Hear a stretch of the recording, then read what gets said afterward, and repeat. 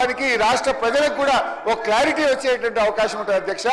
ఇది ముమ్మాటికి అక్రమ కేసు.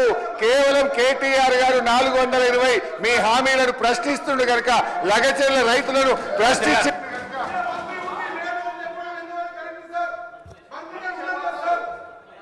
అధ్యక్ష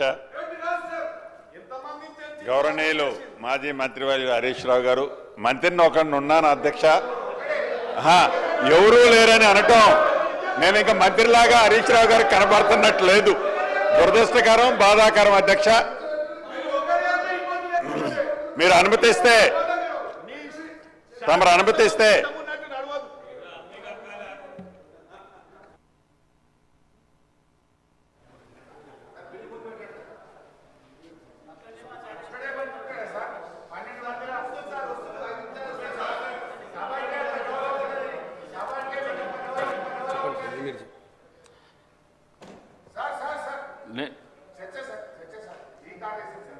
ఎల్ఏ మినిస్టర్ గారు రాని నేను కొంతమంది మంత్రులు అక్కడ మండలిలో ఉన్నారు, కొంతమంది ఈడ ఉన్నారు. ఎల్ఏ మినిస్టర్ గారిని పిలిపిస్తున్నా. నేను పిలిపించినాక మీ ప్రశ్నకు సమాధానం చెప్పిస్తాను. నేను పిలుస్తా. ముందు బిల్లు కానీ, గవర్నమెంట్ బిల్లు అయితే కానీ, ఇది ఇంపార్టెంట్ కదా. ఇది రాష్ట్ర ప్రజల శ్రేయస్సు గురించి కదా.